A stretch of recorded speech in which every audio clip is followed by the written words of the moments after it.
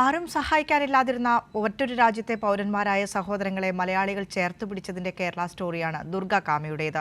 നിയമതടസ്സങ്ങളെല്ലാം മറികടന്ന് ഹൃദയം നൽകാൻ വഴിയൊരുക്കുക മാത്രമല്ല, ശസ്ത്രക്രിയയ്ക്കും ചികിത്സയ്ക്കുമുള്ള എല്ലാ ചിലവുകളും കേരള സർക്കാർ വഹിച്ചു. ഹൃദയപൂർവ്വം ചേർത്ത് നിർത്തിയ ഒരു സഹോദരി നഷ്ടപ്പെട്ട വേദനയാണ് ദുർഗ കാമിയുടെ വേർപാടിൽ മലയാളികൾക്ക്. എന്നാൽ ആരോരുമില്ലാതിരുന്ന നേപ്പാൾ സ്വദേശികളായ സഹോദരങ്ങളെ ചേർത്ത് പിടിക്കാൻ കഴിഞ്ഞതിൽ അഭിമാനവും.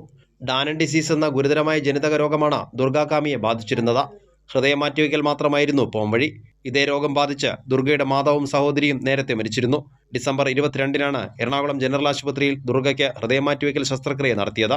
തിരുവനന്തപുരത്ത് നിന്നും ഹൃദയം കൊച്ചിയിലേക്ക് എത്തിക്കാൻ മുഖ്യമന്ത്രിയുടെ നിർദ്ദേശപ്രകാരം പോലീസും ആരോഗ്യവകുപ്പും ആവശ്യമായ ക്രമീകരണങ്ങൾ ഒരുക്കി ഒപ്പം നിന്നു. കേരള സർക്കാർ വാടകയ്ക്ക് എടുത്തിട്ടുള്ള ഹെലികോപ്റ്ററിൽ ഹൃദയം കൊച്ചിയിലെത്തിച്ചു. ഹെലിപ്പാഡ് മുതൽ ആശുപത്രി വരെ ഗ്രീൻ കോറിഡോർ ഒരുക്കി.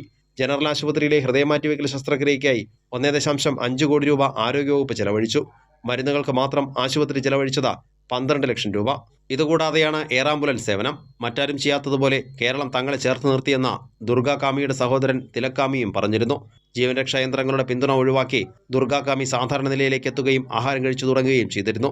ഇതിനിടെയാണ് ഇന്നലെ വൈകിട്ട് 4 മണിയോടെ ശ്വാസകോശത്തിന്റെ പ്രവർത്തനം നിലച്ചത്. തുടർന്ന് ഹൃദയവും നിലച്ചു. 6 മണിക്കൂറോളം ഡോക്ടർമാർ എല്ലാ ശ്രമവും നടത്തിയെങ്കിലും ദുർഗ വിടവാങ്ങുകയായിരുന്നു. കൈരളി ന്യൂസ്, കൊച്ചി.